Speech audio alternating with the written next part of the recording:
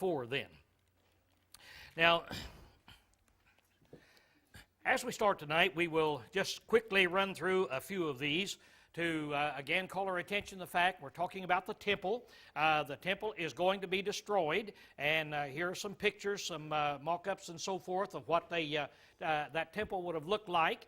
The thing that brought up the question was the great big stones that were in it, and we've talked about them. We'll not go over it again, but it was just an awesome sight and something, obviously, that people would talk about, something that people still talk about. There's television programs about it and so forth of how did these stones get down there. How in the world did they do it? Even with the modern equipment we've got today, why they were saying, how could they have gotten these stones down? And so it was just an awesome sight, and that is where Jesus said, not one stone will be left upon another. So that is what provokes this, and we have talked about now that Jerusalem was going to be destroyed. It was destroyed in 70 A.D. when the Romans came in, so that is an important date for us to remember. Another thing for us to remember is that Jesus said, talking about the same thing, for these are the days of vengeance, that all things which are written may be fulfilled. So Jesus said, God is taking his vengeance now upon Israel. For the past 1,600 years, even longer than that, God has been working with these people, trying to get them to turn to him with all their heart. He has chastised them in every way that you can. He's done it lightly. He's done it heavily. He's taken heavily. He's taken them into captivity. He's begged them. He's pleaded with them. He has threatened them. He has promised them. He has done everything he can do. And he has told them that either they will straighten up or, obviously, like all other nations, they'll have to be destroyed. So now then the time has come of when they're going to have to be destroyed. Now the key to this thing is to understand that in Matthew 24 and verse 34, Jesus said, verily I say unto you, this generation shall not pass away till all these things be accomplished. I want to emphasize that again because you're going to constantly run into people that believe that Matthew 24 is talking about the end of the world. And Jesus said these things would be accomplished in that generation that was back there. Now, he talks about the signs that would precede the destruction of Jerusalem, and he tells them that you're to look at these signs that he talked about, use it, read it the same way you would a fig tree. When you see the leaves coming on, you know that summer is nigh. And so when you see all of these signs that he gives us, then you know that all these things are going to come to pass, and it will happen in that generation. Now, the signs preceding the destruction of Jerusalem that we've already talked about basically are many would come claiming to be the Christ.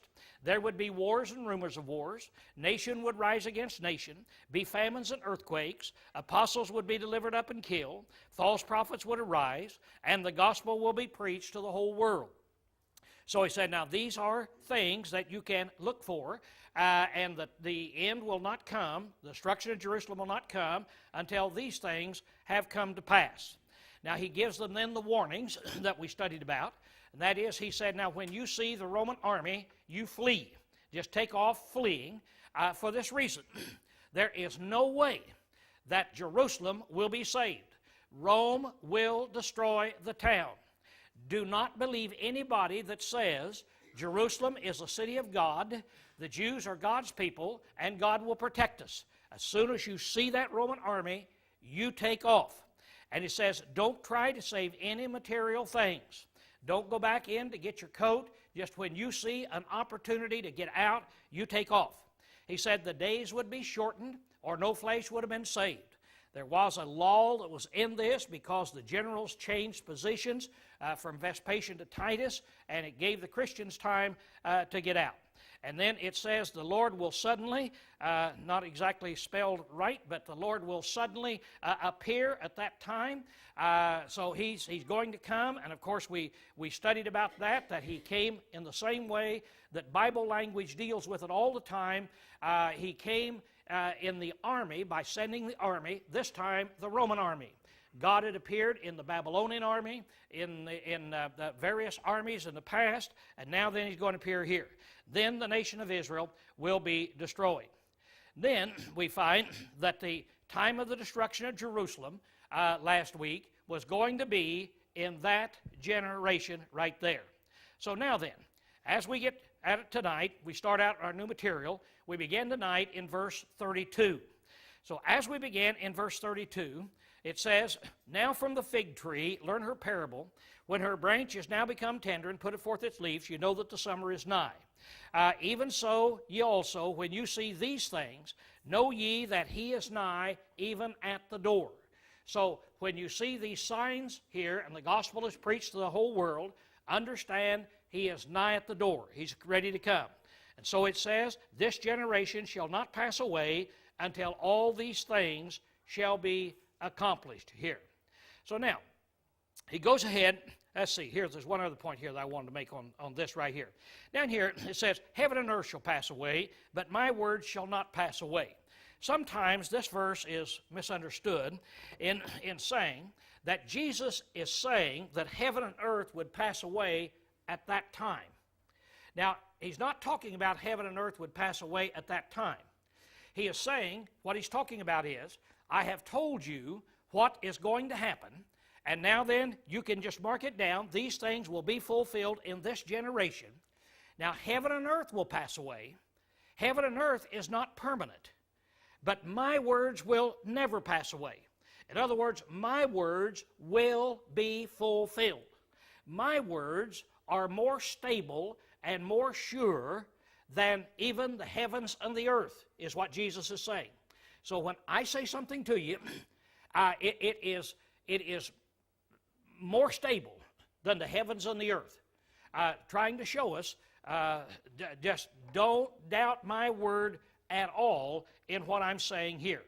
So now, here in Matthew 24, verse 36, then, he makes this observation. He said, "But of that day and hour knoweth no one, not even the angels of heaven, neither the Son, but the Father only." Now, again, this is generally talked about as the end of the world. There's nothing in this chapter talking about the end of the world. It's just talking about the destruction of Jerusalem.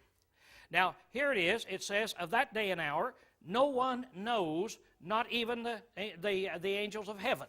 Now, no one knew the day or the hour, but they did know it would be in that generation. See, that's the only thing that they knew. So what time it's going to happen in your life, you don't know. It's kind of like today if somebody say, you're going to die sometime in your lifetime. Sometime in this generation, you're going to die. Well, now, have I told you when you're going to die? See? Well, yeah, in this generation. But now, couldn't we say, but of that day and hour, no one knows? See? I don't know the day, I don't know the hour that you're going to die, but you're going to die, see, in this generation. That's what he's saying, that this event is going to take place in this generation, but the day or the hour, nobody knows. Now, the next part here is mankind would be going about their everyday business, just like they did with the flood. Now, when Rome is destroyed, when the Roman army comes, it's just going to be an everyday situation. It's just going to be like it was back at the time of the flood of Noah's day. Notice he starts out here, and he said, "And as were the days of Noah, so shall be the coming of the Son of Man. For as in those days which were before the flood, they were eating and drinking and marrying and giving in marriage, until the day that Noah entered the ark, and they knew not until the flood came and took them all away, so shall be the coming of the Son of Man." So now, world is just going to go on. Everybody, society is just going to be doing what society does. They're going to be marrying, going to be giving in marriage, they're going to be doing normal things, just like they did in Noah's day. Now, Noah built that ark.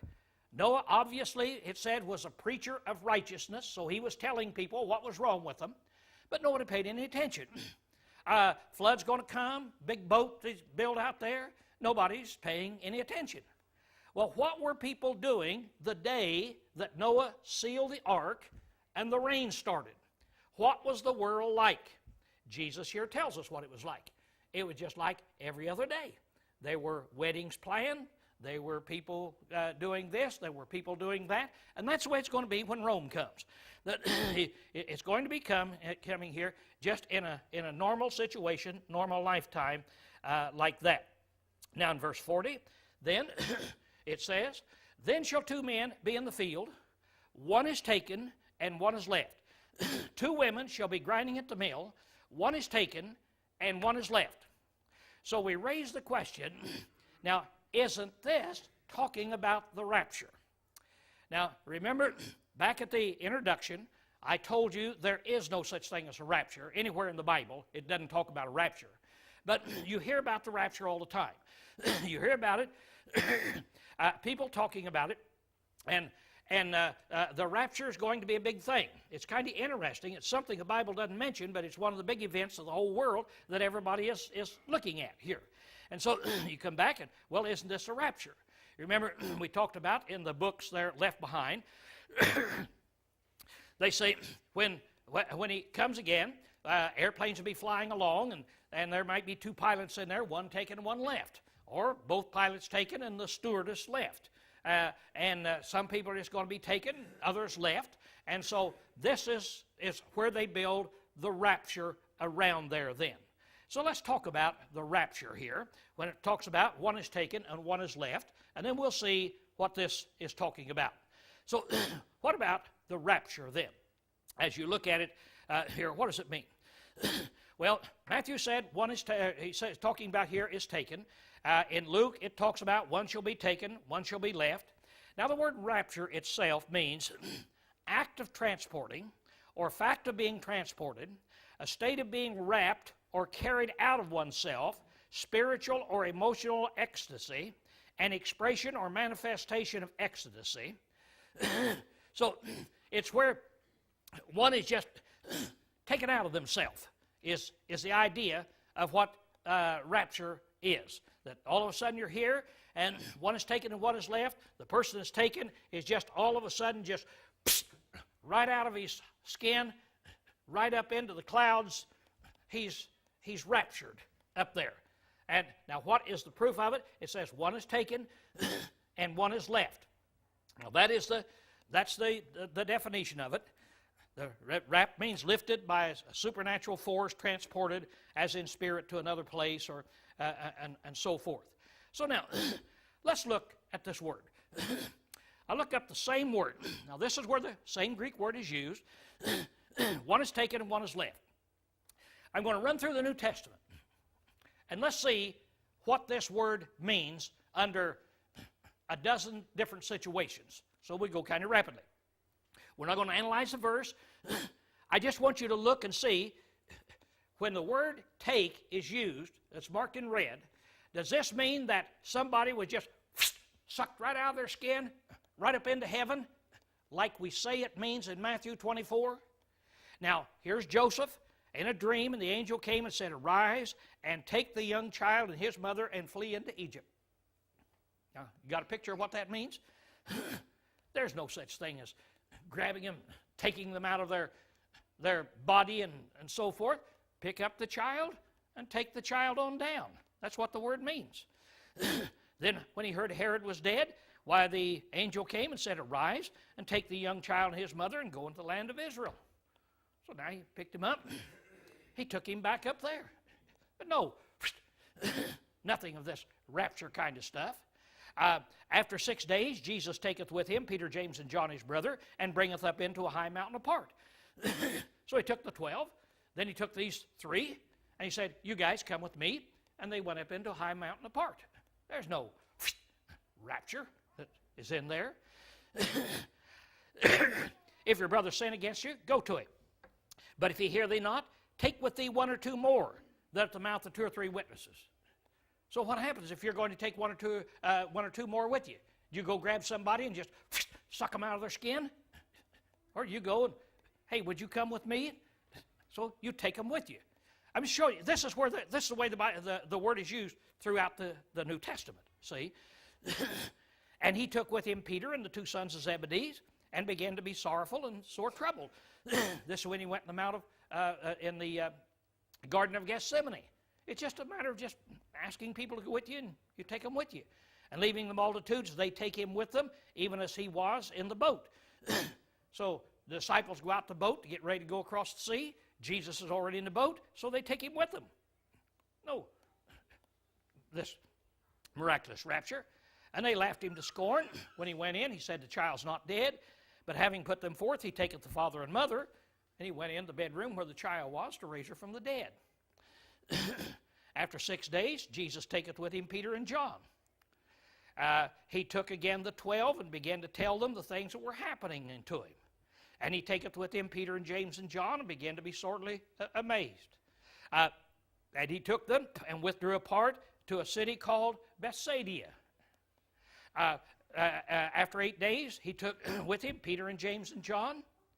Again, then he goeth and he taketh with him 7 other spirits. This is where this spirit was cast out. And he comes back, takes with him 7 other. And he took unto him the 12 and said unto them, behold, we go to Jerusalem.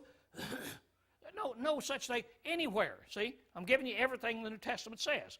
And they took Jesus, therefore, and he went out, bearing the cross for himself. So after they had brutalized him and beaten him, they took him and made him carry the cross. No rapture, one is taken. And so he took him and brought him to the chief captain and saith, and there arose a sharp contention between Paul and Barnabas took Mark with him and sailed away to Cyprus. And so now there's the way that the word take is used in all of these verses. So now let's look right here. Let's go back and see now what it means here. We've already seen what it means. We've already seen, really. But let's go back to the same chapter, Matthew chapter 24, and verse 15. Now when therefore you see the abomination of desolation, which is spoken through Daniel the prophet, this identifies it, you see, as the Roman army. Let him that readeth understand. Then let them that are in Judea flee unto the mountains. Let him that is on the housetop not go down to take out the things that are in the house. Let him that are in the field not return back to take his cloak. Now, let's put this in reasonable situation here. You tell me what would happen. The city of Jerusalem is going about its business. Everything is normal. Somebody looks up and they see the Roman army coming with their standards and their flags with the eagles on them that's coming. And all of a sudden you're a Christian. And you remember what Jesus told you to do. What did he tell you to do? Flee. Don't take anything with you. How fast did he say get out? Immediately.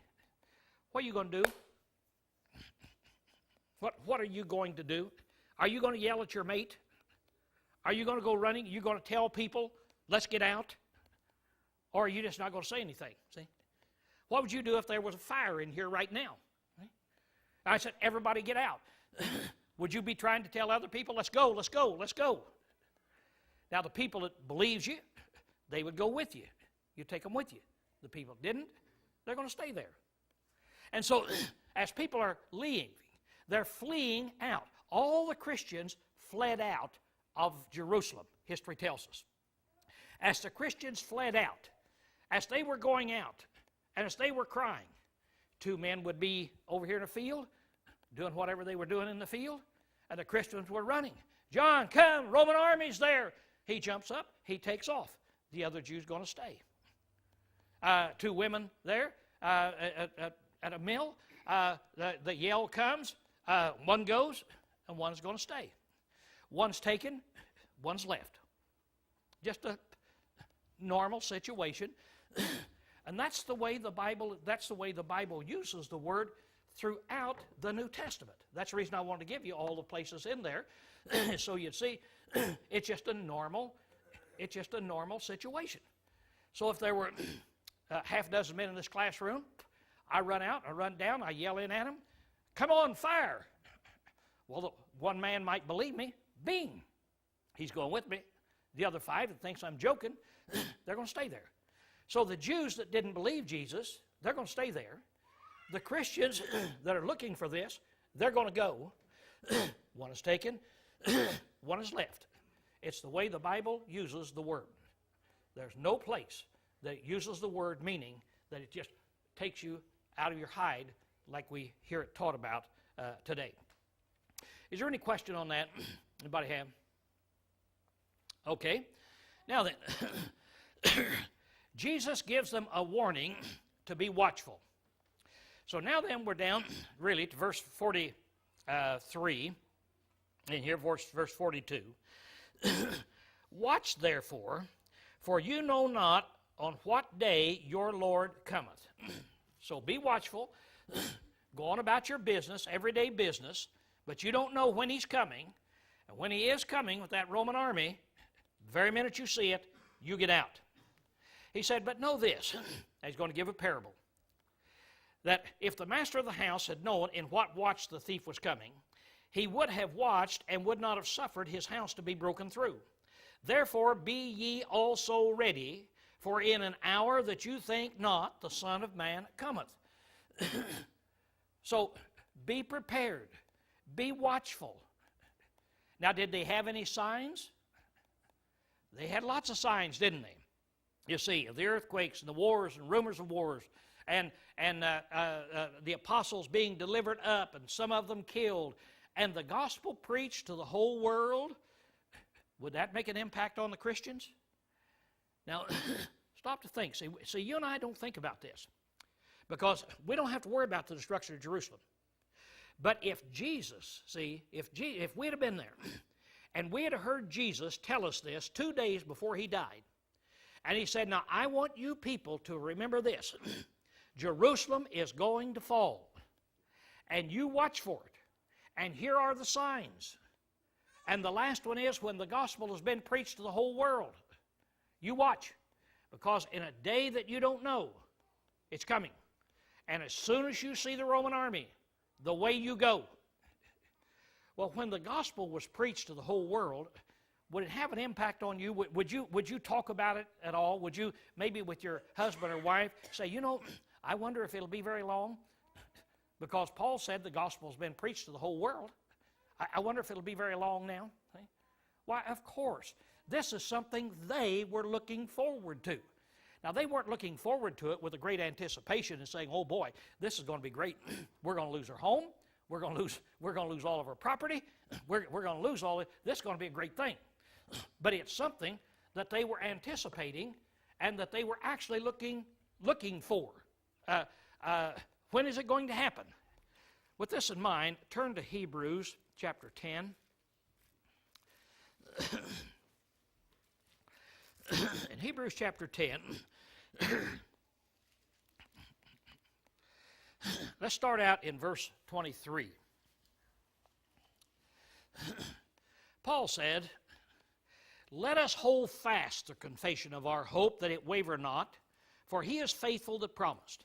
And let us consider one another to provoke unto love and good works, not forsaking our own assembling together, as the custom of some is, but exhorting one another, and so much the more as you see the day drawing nigh. Interesting verse, isn't it? Now he's telling those people, you need to, don't you forsake the assembling. And you make sure you come together. And you make sure you exhort each other. You build each other up.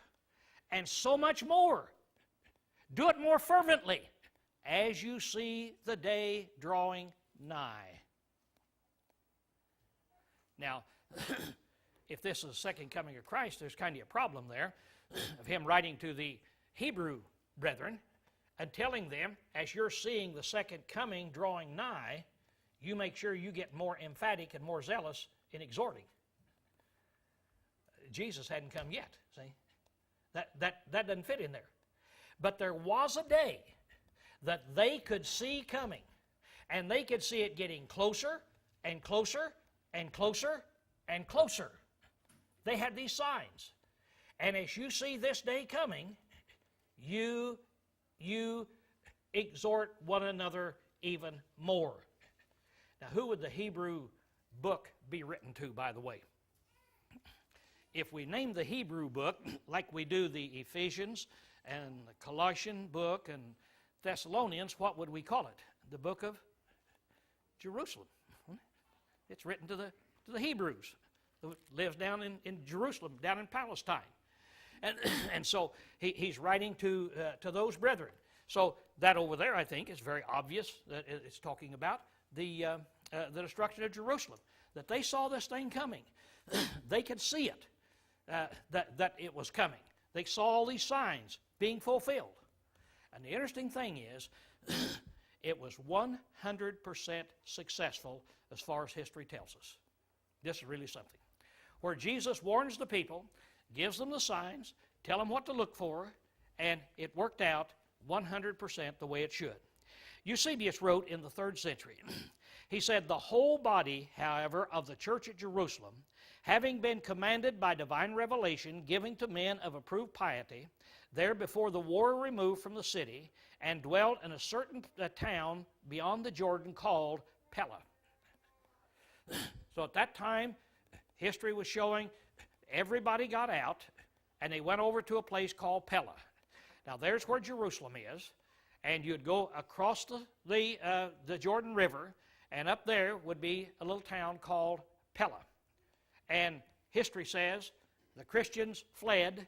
They went over to that little town called Pella, and not a Christian was killed in the destruction of Jerusalem.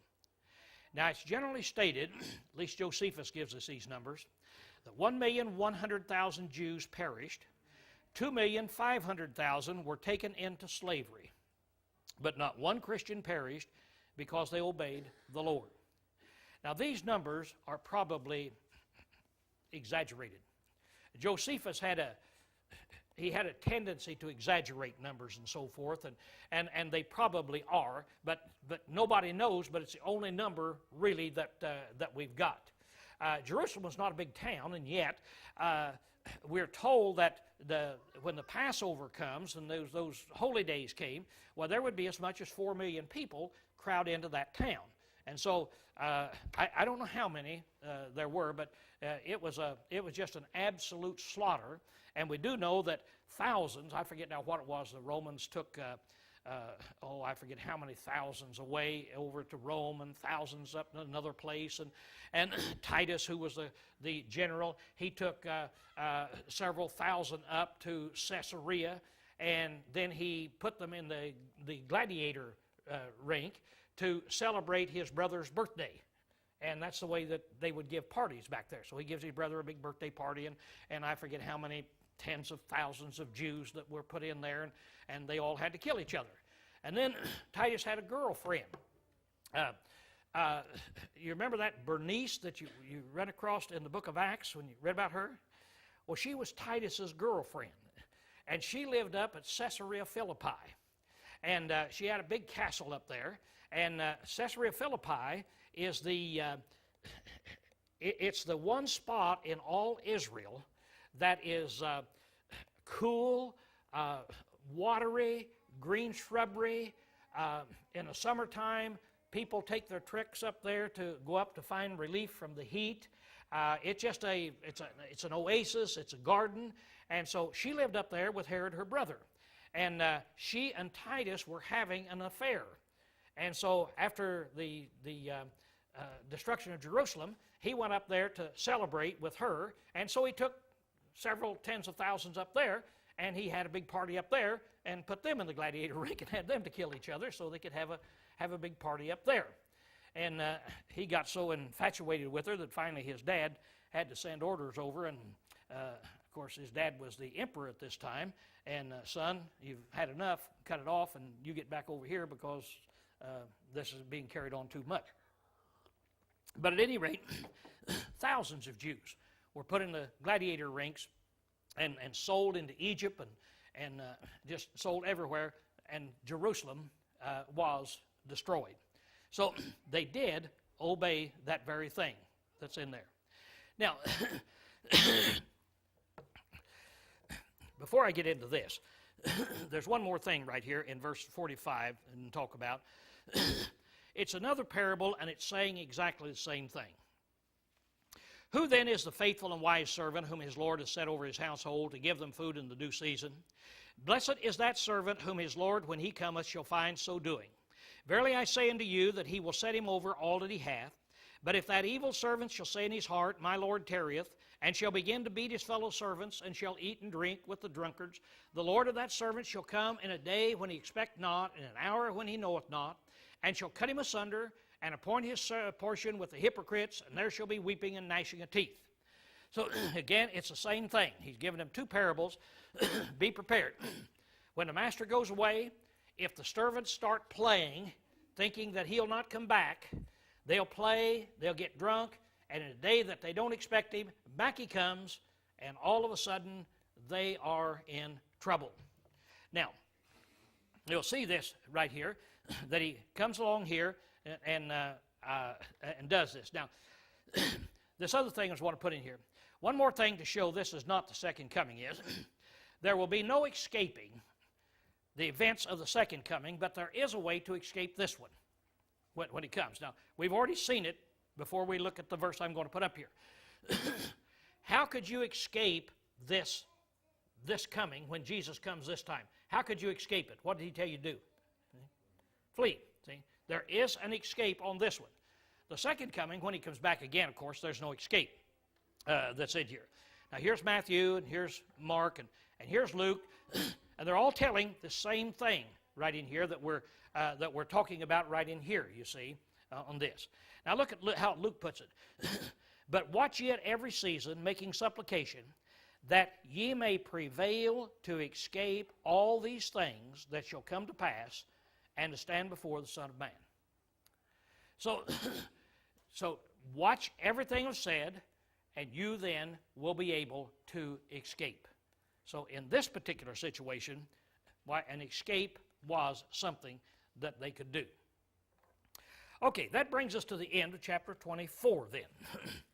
Is there any question anybody has before we move to chapter 25? Okay, let's look at chapter 25. Now, here is where some people say he goes right on through chapter 25 talking about the destruction of Jerusalem, because he's going to be talking about preparation. I don't think he is. I think here he makes a change, and I think that he's talking about the kingdom as a whole and what it will be like really at the end of time. Now, he starts out, there is a break here in chapter 25, verse 1. Notice the break. Then shall the kingdom of heaven be likened unto. Now, he's given us parables before, telling us about the kingdom of heaven. So now here's going to be another parable of what it will be like. So, what's the kingdom as a whole supposed to be like? Not just the people down in Jerusalem, not just that group that's down in Jerusalem, but the kingdom of heaven. The kingdom of heaven. How wide is the kingdom of heaven? How much land would that encompass? See, all the world at all time. See, of all the people that are obedient to God. So now here's what it's supposed to be like, and we are also supposed to be prepared. And he gives us two parables for this that we want to take a peek at. Now, in the first 13 verses, it's one that we're all familiar with, and the story really is very simple. We don't have to get down and start analyzing it because it's a parable. Remember what a parable is? It's an actual story that's thrown down to teach a spiritual lesson. See, that's what the parable is. Now, he says, the kingdom of heaven is like unto 10 virgins who took their lamps and went forth to meet the bridegroom. So he's going to give a little story that everybody is familiar with. He's going to be talking about a wedding. Just like today, if I were going to say, now it's like a wedding. You know, the bride gets her bridesmaid, and the groom gets the best man, and they do this and they do that, and everybody would know. It's just a story everybody knew. Now, here it is. They had these 10 virgins, and so I guess that would be the normal number of young women that would be there waiting for the bride to come. It says, and who took their lamps and went forth to meet the bridegroom. Let me explain just a little bit here about what happened in those days so we'll understand the story behind this. The way a wedding took place at that time was they would become betrothed, and that's where the parents would make an agreement that my son will marry your daughter. And this betrothal, this agreement, would take place generally 1 year before the actual marriage event. Now, when the two parents made this agreement and there was a betrothal, these two became legally married as far as the law is concerned. If they broke up, it's not like two engaged people that just break up, but they would have to go through the same divorce procedures as people had been married for 20 years. So legally they were married, but in actuality they were not. She still lived with mom and dad. He still lived with his dad. Now, the groom would build a house to bring his bride into. Now, they would have these houses that, well, they would be what we're called apartments today. They were called insulas, and they were just one apartment beside another apartment, and they would generally be 4 or 5 in a building. I guess we would call them, instead of duplexes, pentaplexes or something. So try to think, as a boy gets married, here's mom and dad. As the boy gets married, he goes to the side, he builds another place for his family. And then the next boy gets married, and he goes aside and builds another. Next boy gets married, and he goes up and he builds one on top. And so they would have 3, 4, 5 of these. And so the son would spend this year building this so he could bring his bride. Now, when the day came that the wedding's supposed to take place, why, the groom would go over to the house of the bride to get his bride. And so mom and dad would have her all ready, so he would go over and get her. Then they would walk over, and they would come over to dad's house, where he had built his house over here. Now, this is where the groom, this is where the big feast now is going to take place. So he would go over and get her. Now, they didn't have a way of setting 7 o'clock on Wednesday night or 2:30 on Thursday afternoon, and everybody has automobiles and you get there at this time. They didn't. They had their work schedulings different. They had to walk and they had to do this. And so it's going to happen on Thursday afternoon. So it'd be in here. So you don't know just exactly what time, because they've got to walk and make their way over. Now, as they're walking and they're making their way over at this time, it's in the evening. And these 10 virgins are there and they're waiting. And so they're doing just what they're supposed to be doing. They're there waiting. There's nothing for them to do until they wait.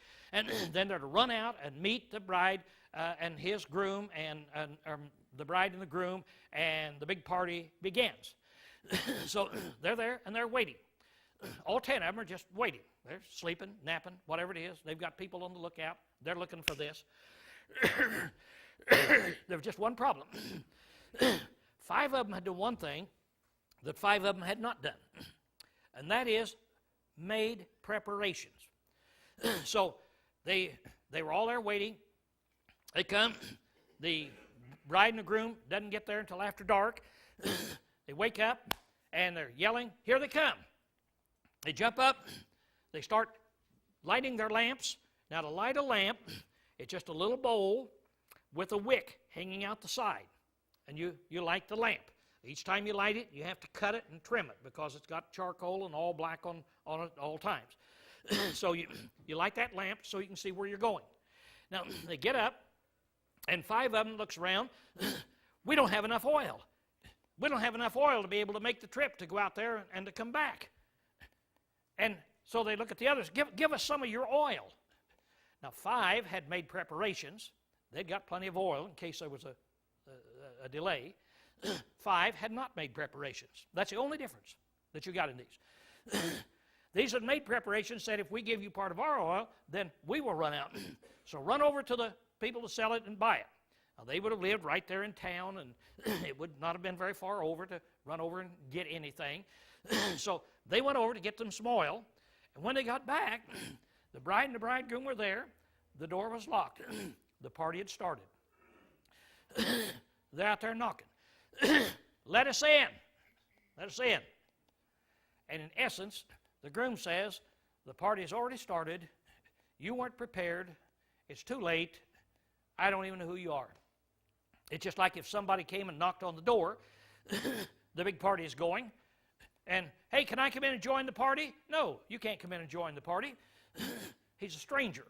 Now then, Jesus said, that's what happens here to these five bridesmaids in here. These 5 virgins. They weren't prepared. And so he's saying, make sure that when you're living in the kingdom of God, that you are prepared. You're looking ahead. You are prepared for the eventuality. Don't get caught unprepared to meet the Lord when he comes. Now, the next parable is verses 14 through 30. Again, it's a parable that everybody knows, so I'm not going to go into detail about it here. But he said, now here's another parable. That there was a master, and he went into a far country, and so he called in his 3 servants. He called in one servant, and he gave him 5 talents. To another he gave 2, and to another he gave 1. Did I get it straight? And in verse 15, he gave each according to his several abilities in here. So he took these servants. Now, a talent is amount of money. It's an amount of money that I was reading back in 1850. It was equivalent to $1,800.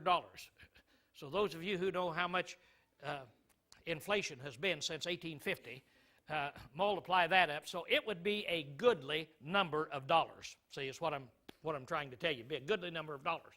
So to one, he gives us 5 talents, several thousands of dollars. Another 2 to another 1. He said, I'm going. Now here it is. And each had the ability to handle this. He didn't give one man more money than he had the ability to handle. God has given us abilities. He hasn't given us more than what we can handle because he's given them to us. He knows what we have. He knows what abilities we have, and are we using it? Is it money? Is it teaching ability?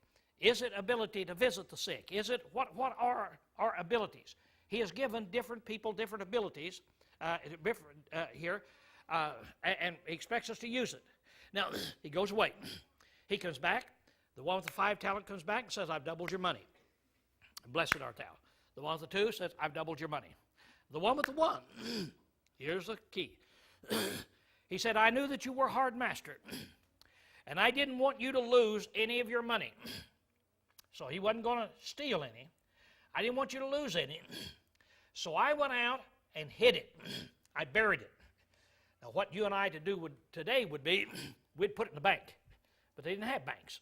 The only way that they had to really secure their money is to put it in some kind of a clay jar and go out in the back field and bury it and cover it up so that thieves wouldn't know where it is.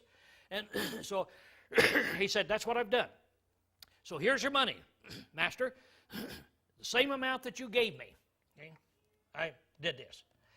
Now then, look in verse 26, and he says, and his Lord answered and said unto him, Thou wicked and slothful servant, thou knewest that I reap where I sow not, and gather where I did not scatter.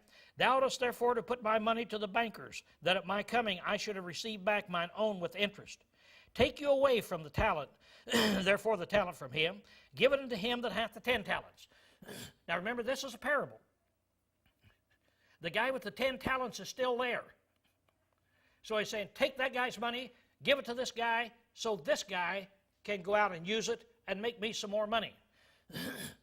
So I'm going to take away from you. I'm going to give it to the guy that has a lot because he will use it properly, and you're out of here. And so he then would cut him asunder and cast him into outer darkness. In other words, I don't know what all this would encompass, but a slave owner could do this to a slave, kill him if they wanted to, if they weren't faithful. And so he cast him out of his household, and you've had it. So you got these 3 guys, 2 or 3 lessons to learn in here. Now, in the first parable, it was preparing while you're waiting. That's the virgins. The second one is working while you're waiting. Use your abilities that God has given you to serve Him, so that when the Lord comes back, whatever He has given you the ability to do, you have multiplied it. And for those of us that have taken the abilities Lord has given us and not used them, not prospered any, not made any gains, we're going to be called wicked and slothful servants. And so that's a way to become a wicked person without stealing, doing all those mean things that we generally think that it takes to be a wicked person.